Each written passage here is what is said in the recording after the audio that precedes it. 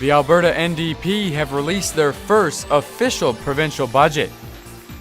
The city says goodbye to the final coin parking meter. And NAIT had some furry visitors last Wednesday. Hello and welcome to Second Edition News. Last Thursday marked the first time in our province's history that an NDP government has delivered a full budget. The Notley government certainly emphasized the importance of advanced education in this year's budget. The NDP fulfilled their commitment on continuing a 2-year tuition freeze that was originally implemented at the start of the 2015 school year. We committed to predictable, sustainable funding for post-secondary institutions this year, and we're continuing our second year of the tuition freeze. When I went through medical school, it was $600 a year in the 70s. That was 20% of the real cost of tuition. It's now over 30% of the cost of real tuition. That's an opportunity for real stress and failure, and we should be doing all we can to get people in and get them through successful and taxpayers in the end of the day. Other highlights of this year's budget included the provincial debt to hit $58 billion by 2019. Also, a new carbon tax imposed by the NDP will cost the average Albertan an extra $200 per year. The Edmonton Police Service is looking for help to crack down on the rapid increase of break-and-enter cases here in our city. Officers took a tour of an underground parkade, showcasing the potential threats and dangers of leaving valuables in your vehicle. These things can include something as small as a loonie or even a cell phone charger. Constable Amanda Trenchard says that parkades are only as safe as the people occupying them. That's part of the issue. The parkades are secure, but they're only as secure as the people using them. What we often find is people will come home, press that button, go through the gate and through the door and just keep on driving. Constable Trenchard also urges people to make sure all their valuables are either removed or out of sight, and always make sure the door closes behind you. Telus Field is only 16 years old. However, the naming rights for the current home of the Edmonton Prospects expired back in 2009. The city is once again debating on how to handle the situation. The average attendance of Prospect baseball games is well below what the Major League affiliated Edmonton Trappers used to attract back in the early 2000s. The city has officially given permission to the Prospects to go out and find a new naming sponsor for the stadium in hopes of reviving the life of the game here in Edmonton. The City of Edmonton is going digital as it says farewell to the last coin parking meter, which had been in use for the past 68 years. It was out with the old and in with the new for Edmonton Transportation Services as the final coin meter was replaced with a new electronic e-park system. Former head of transportation Dorian Wanzura sees this as a step in the right direction. Some people like the convenience of being able to pay with a credit card, that you don't have to always carry change around, be able to pay on your phone, and we've heard some feedback that we've been working to make improvements on the system as we go. With the upgrade to the new e-park systems, more than 3,000 coin meters have been replaced with the digital alternative.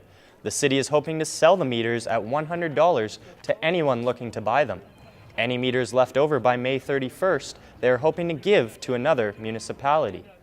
Edmontonians have gotten used to an increase of construction in the summer over the years. However, making your way to and from downtown over the next few months is about to get much more difficult. Edmonton's Ice District, which will include Rogers Place, is nearing the final stretch of construction. In order to finish up the project, several major road and sidewalk closures will soon be in effect. NAIT brought some furry visitors this week to help students shake off the stress of final exams. NAIT welcomed the Chimo Animal Assisted Wellness and Learning Society this week to give students an adorable farewell for the summer. Students got a chance to get up close and play with the cute canines, and volunteer Rob Campbell and his dog Simon think this was a great opportunity to help those stressed with exams. It seems to help bring the blood pressure down and make people a little bit more comfortable and take their mind off schoolwork just for a few minutes. NAIT has also been providing students with snacks as well as other activities such as Play-Doh, coloring, and origami to deal with the last weeks of school. A few stories catching attention this week in the sports world. A little bit of 3-on-3 hockey action going on at NAIT, Clark.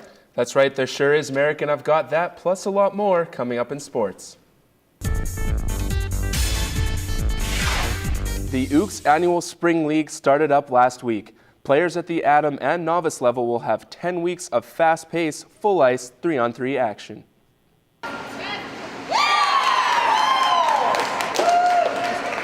All funds raised help the NAIT men's hockey team and directly support the purchase of team apparel, meals, equipment, and expenses. It assists the team in their journey to become tomorrow's leaders. I think it's really important. There's for a few reasons. The community gives back to us a lot with scholarships and fans and that type of thing. And for these kids to have some role models to look up to, and because they'll be the future college hockey players hopefully. 3-on-3 offers a unique style of hockey that is competitive and fast-paced.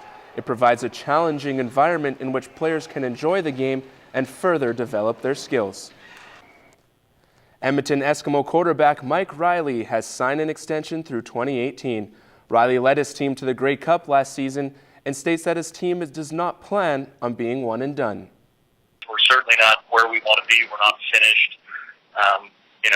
We were able to win a championship last season, but that was not our goal initially. Just to win one championship and be done. It was to be a contender year in and year out. And try to bring this organization back, to the past, to what it used to be. In Riley's first season as starting quarterback, he finished second in the league with 4,207 yards and 24 touchdowns.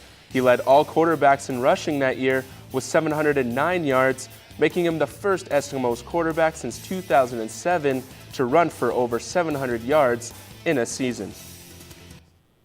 Ooks men's hockey forward John Dunbar has seen his time at NAIT come and go, but the star forward has no intention of walking away from the game he loves anytime soon.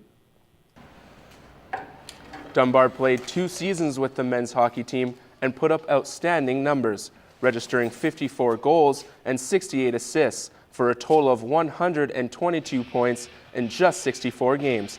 The Calgary native just recently signed a pro contract to play in Europe next season and hopes to have success there as well. I took a contract to go play in France next year, me and Charles Wells, who I played with on a line for the past 2 seasons.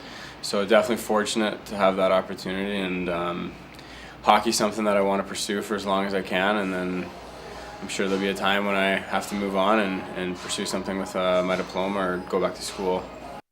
Dunbar received his diploma in marketing just recently and will use this time to prepare for his upcoming pro season.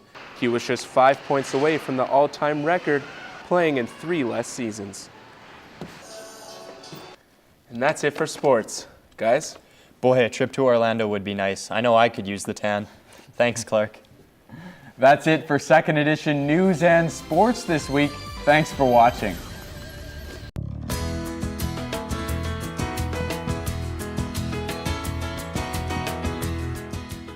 Hello and welcome to Cooking with Ernest. I'm Corey, this is Chef Ben. Today we're going to be making one of my mom's favorite dishes, fajitas. Now I understand, Ben, we're not going to be using cheese this time.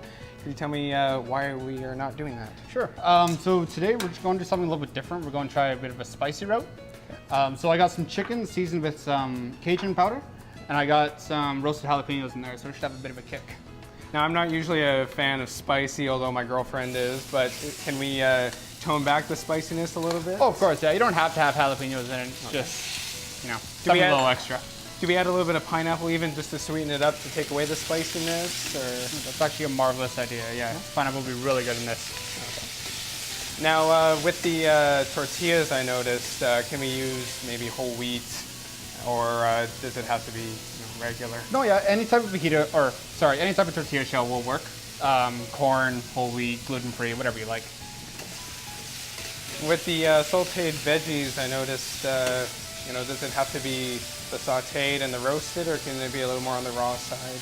No, they can definitely be on the raw side. Yeah, you can. You don't even have to saute them. You can roast them. You can steam them. You know, whatever it is to your flavor. Yeah.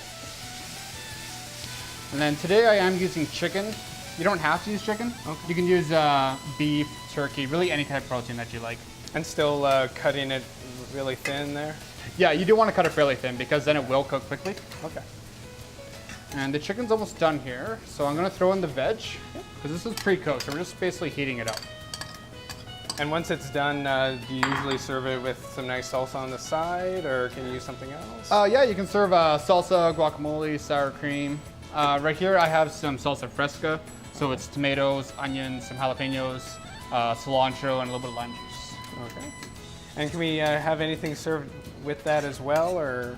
Some places will give you some like corn chips. Okay. All right. Well, thank you so much, Ben. If you'd like to learn more about these recipes, go to naitnewswatch.ca, click on the second edition tab.